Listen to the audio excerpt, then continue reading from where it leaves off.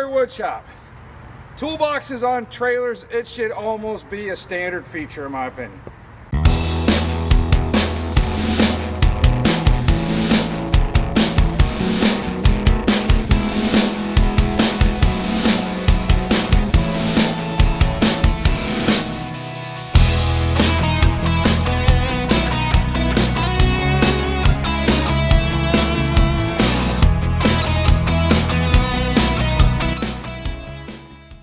Welcome to the Warrior Woodshop. This video is a short one in our little series of 7 improvements that you can do to a utility trailer, and one of the ones I almost always do is put a toolbox on the front.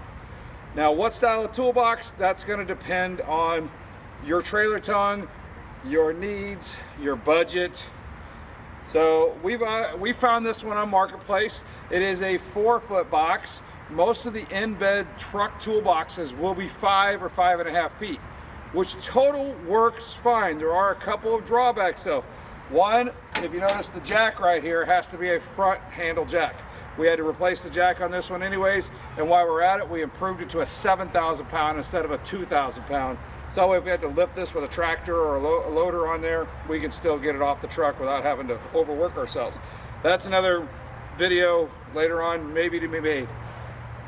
But the 4-footer, the other thing you have to think about, or the truck toolbox on the front, is you lose some tongue length. This is a 4.5-foot tongue. It's extended for flatbeds and things like that, hauling equipment.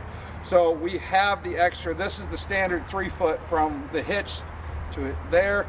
And I've also got a Gen Y shock absorbing hitch, which also moves my truck forward about another 8 or 10 inches. So I can make this clearance.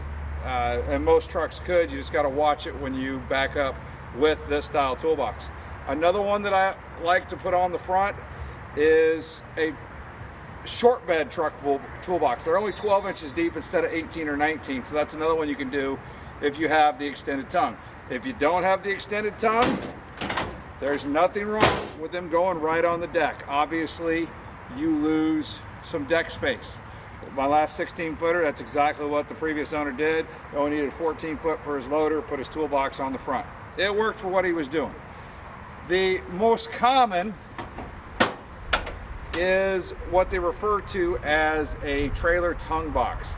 It's got a little bit of a wedge shape to it, and it keeps about, I would say, 90% of your turning. So for most standard tongues, the trailer tongue toolbox will do the trick. I've had them both in plastic and in metal on my 2 trailers. So pick the one that works best for you. Simple installation. You may have to do some welding or bolting of cross members in, but one of the tips and tricks that I've learned when you're drilling through especially thicker metal is, one, use some thread cutting oil, or in this case I use nozzle grease. I kind of used that as a substitute once for a welder, and because I didn't have any oil, and it's a little thicker and it lasts a little longer, so it's kind of my go-to now for drilling holes.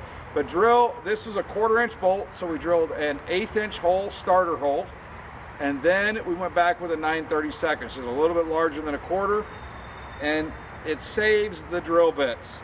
It may take twice as long, but it saves the drill bits because it doesn't have to drill out as much and doesn't get hot. So that's the one little trick there. Use lock nuts or lock washers and get it bolted down. Again, you may have to weld in a cross member. This one was wide enough that I could get each tongue member. So hopefully you've seen the value of having a toolbox. I mean, helmets, straps, a jack, tools, a cooler if you're going on a family trip, you know, depending on the size of the cargo box. What are you going to use it for? That's up to you and the size that you make it out.